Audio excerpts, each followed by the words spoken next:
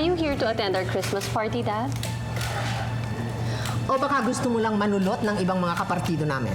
Ay, hindi naman. But Senator, you said that He said what? there must be a mistake here. Obviously. Toto. Obviously, there's been a mistake. A big miscommunication. We're here to proclaim Mr. Kapili as one of our party mates and at the same time celebrate our Christmas party. Ano ba sa akala ninyo? I'm sorry, my mistake. Mistake? You call this a mistake? Unless na gusto mong manood ng proclamation ni Mr. Kapili, you're very much welcome, Senator. I think not. I think gusto niyang kausapin ang ating bagong kapartido. I'm sorry, Senator, but I did send you a letter through Rosa Camila Montemayor. Okay, gentlemen, we shouldn't keep everyone waiting, so if you will excuse us. Mahirap talaga yung tumatanda. Nakakalimutan a simple mistake like that. Well, everybody makes a mistake, but hopefully not as big as this one. But I did send him a letter. Well, somebody must be sabotaging Senator Montemayor. Charina, darling. Well, whoever that person is, we should be thankful to him or her. Mr. Locsin, what do you think is the political implication of this blunder? Well, Hindi lang siya ang napahiya, kundi ang buong partido niya. Mabuti na lamang kung siya lamang ang malalaglag, baka ilaglag pa siya ng kanyang partido. Well, such is the ways of politics, lalo na kung hindi nakakaintindi. oh, halika. Dito na tayo sa loob. Okay. Umpisahan na natin ang proklamasyon. Nakakahiya. Maglalabas ang tiyak ito sa TV, sa dyaryo, at sa radyo. They will certainly capitalize on this. Pero nakakagulat. Kung bakit may malaking celebration dito ang rival party? Well, this is failure on Elaine's part, so don't go blaming anybody else. Dad, I hate to tell you, but I told you so. Sabi ko naman, di ba paulit-ulit pa na i-check yung taong yun. Oh, Leandro, you should have listened. Come on. Let's quit blaming each other. The damage has been done. Sino ba nagkamali rito? Ang anak ko ba si Rosa Camila? Sabahin natin pag-usapan ito. No. Napahiya tayong lahat dito, Senator. You must call for an emergency meeting. Don't worry, the senator will schedule an emergency meeting. This should be our top priority. Nakakaya nangyari sa atin. Meanwhile, an announced Christmas party of the Lakbay Party caused an embarrassment for the Partido Nacional with a special appearance of the presidential candidate, Senator Leandro Montemayor, and his party mates. And everyone is blaming the senator's daughter, Rosa Camila Montemayor, for this mistake. Ano naman kaya ginawa ng anak ko? Si Rosa Camila daw, di ba?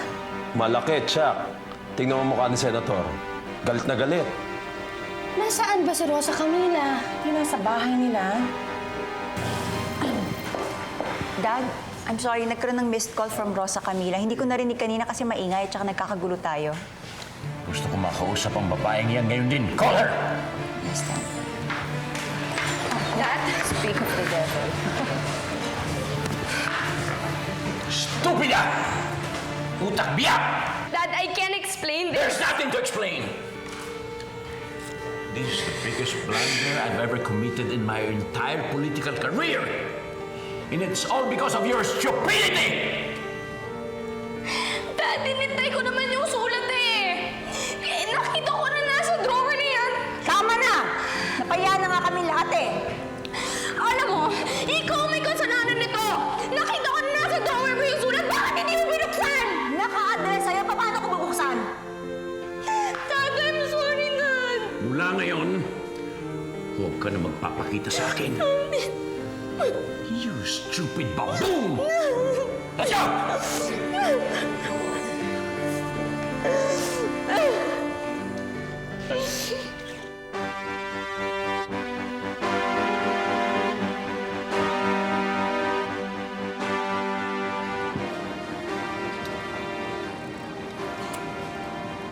This is one issue we shouldn't let go. Amanda, pukpukin mo ito. Surely, Tito Tomas. Siguradong pwedeng ulit-ulitin to sa media. Tama. Pero baka naman ma-overkill yan. Sharina, Let them talk about politics, Tito Sharina. Pero wag natin tutukan masyadong pagkakamali ng anak ni Leandro because ultimately, the sole responsibility belongs to Leandro. Why not? Talaga namang kasalanan ni Rosa Camila lahat. Phoebe, please speak when spoken. Excuse me, hindi rin ako sanay sa politics. Phoebe, may problema ba kayo? Tomas, hindi pa tayo tapos kay Leandro. Wag natin takasan yung topic na yun. Okay. Camila, ano ginagawa mo dito? Napahiya ako kay Daddy. Ha? I tried to explain, pero ayaw niya makinig.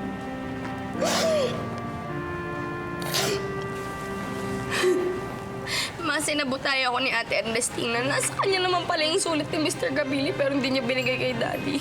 Hype talaga yung Ernestina yan eh. Wala talagang gagawing kabutihan yan eh. Rika, samahan mo kay Leandro. Puntahan natin. Alicia, huwag na muna. Mainit ang ulo ng lahat. Lalong hindi mawawala ang sakit ng ulo ko at init ng ulo ko kung hindi ko makakausap yung Ernestinang yan. Teka, basta muna kami. Tara, tara.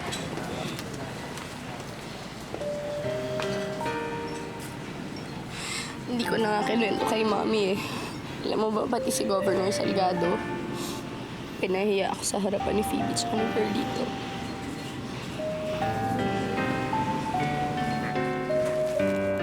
Walang iya kay Ernestina. Sinabutay mo si Rosa Camila. Minalangya mo yung anak ko. Katangahan ng anak mo ang nagiging kahihiyan sa amin. Papasukin mo ako. Gusto ko lang makausap si Leandro para mag-explain yung ginawa ng anak ko. Ay, Daddy, ayaw kami kausapin ni Daddy. Ayaw! Paano mo na tumahimik ka dyan? Halika na, uwi na tayo. Explain ako! Tumahimik ka. Leandro, please! Ilayo yan. Gusto ko lang explain sa'yo. Sinabutahin na anak mo si Rosa Camila. Umuwi ka na, Alicia. Huwag ka may skandalo rito para kang palengkera. Hindi ako nag-iskandalo. Gusto ko lang mag-explain. Halika na, tama. Uwi ka na, sa kanila kita kakausapin. Halika na, kakayanan. Halika na.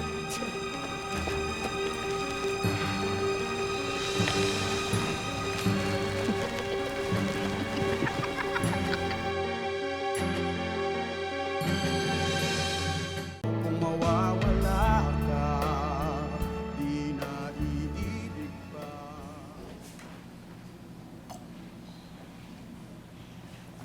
Paano yun? Wala na si Gerald. Paano natin papatunayan ngayon na siya nga ang ama ni Lester? Oo, kasi gagawa ko ng paraan. Dadaling ko si Lester bukas sa isang clinic. Ipapapaternity test ko siya. But that's not conclusive, Carlito. Bakit hindi mo i-try pa DNA? Eh, matagal yun eh. Kailangan ko ng kasagutan ngayon. Hirap na ako. Carlito, hindi ka papayagan ni Lola na hiwalayan si Phoebe. Eh, nung may kisama pa ako, alam na nga natin lahat na niloko niya ako.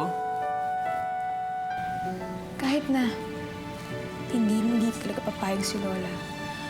Alam mo yun. Gusto ko na makawala sa gantong buhay, Guada. Puro restriction na lang. Ano ba? Tulungan mo naman ako. Ano ba sinasabi mo sa akin, ha? Nababalikan mo si Rosa Camila? Carlito, ano ka ba? Kahit na hindi kita pigilan ngayon, hindi na pwede yun. May boyfriend na siya. Kasi hindi pa sila kinakasal at kaya na alam niyang niloko nga ako ni Phoebe, malaki pa pag-asa.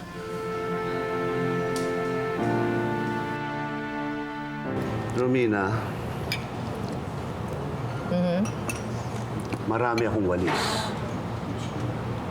Nakahanda para linisin ang daan patungong Malacanang. Alam mo, Tomas, napakahaba at napakatarik ng daan patungo sa palasyo. Hindi ka pa sigurado? I have no problem. But then again, mababa lang naman ang pangarap ko. And all the time, I thought you were also aiming for the presidency. Oh, I was. You're correct. Pero para pa. Alam ko naman na ano man ang mangyari kung sakasakali, ibibigay ninyong pareho sa akin ni Leandro ang presidency. Kapag naubos na at napudpud na ang mga walis na panglinis ninyo sa inyong dumi. Now, let's start with the tax problem. Anong katotohanan doon?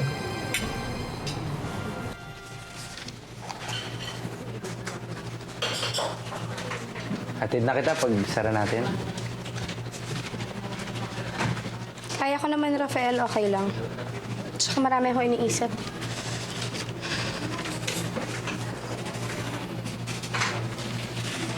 Hindi, gusto naman talaga kita ihatid eh. Salamat.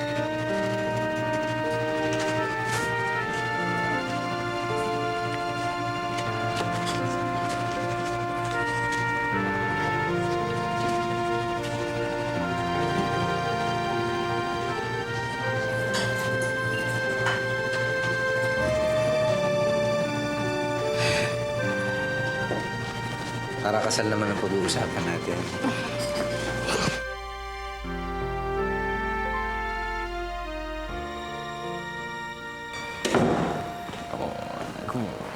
Saan mo dadali na anak ko? Di ba anak natin?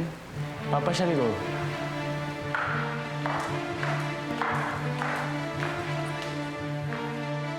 Sasama ako. Father and son thing, pwede? Family thing na lang. Pwede. Phoebe, nagpapasama nga pala sa atin si Lola Romina. Ha? Saan? Ngayon na? Ay, ba't wala nagsabi sa akin? She just called. Samahan mo daw kami? Eh, alis kami ni na Carlito eh. They just left.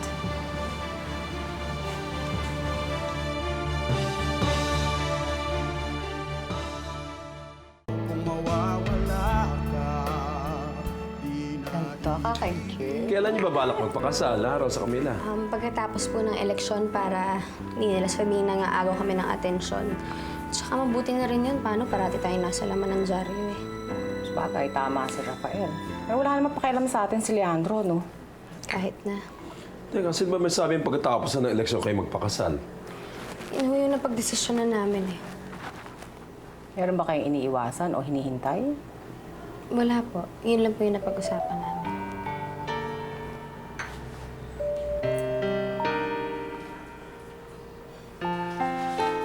All over the news na ang kahihiyang binigay sa'yo ni Rosa Camila. Ano ba, Leandro?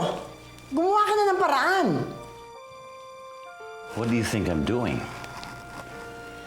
Kaya nga pumayag ako sa emergency meeting ng partido bukas. Well, you have to do something more than that kay Rosa Camila at Alicia. Parusahan mo sila. How? Anyway, you know how, Leandro. Aba, malaking pera nang nawawala sa akin dahil sa kampanya mo. Ano, mawawalang bahala na lang to? Yan lang bang iniisip mo? Ang perang ginagasta mo sa akin?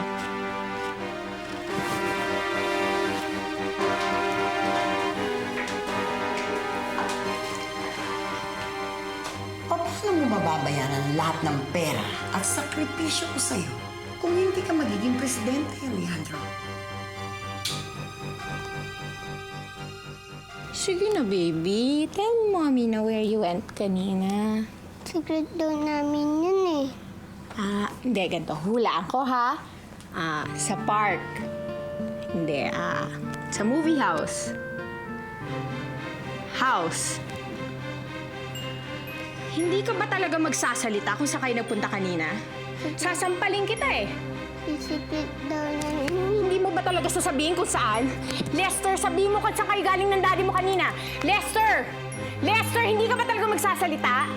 Gusto mo, ano gusto mo? Paluin kita? Papaluin talaga kita. Hindi ka ba talaga magsasalita? Ha? Sabihin mo na kung saan kayo nagpunta kanina ng daddy mo! Lester! Ano? Sabihin mo!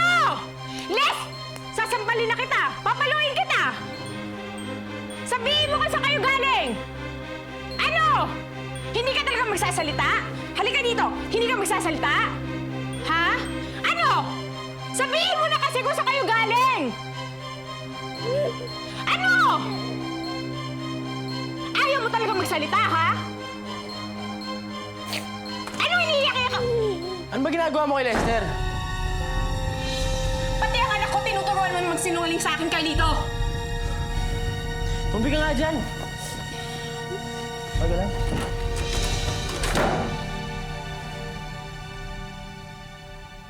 Do something. We are all losing. Right. We are trying our very best to counteract that unforeseen blunder.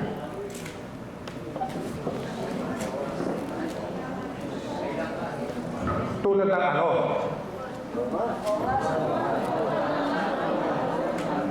I've submitted a 4-point program sa committee, and the committee promised to act on it immediately. There is no way for us but to go up, especially now, nasa ibaba tayo.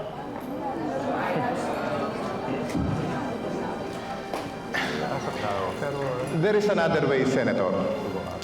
Pag bumagsak ang rating mo sa susunod nating mga survey, kanya-kanyang hila na lamang tayo ng buntot. Hindi ka na namin dadalhin.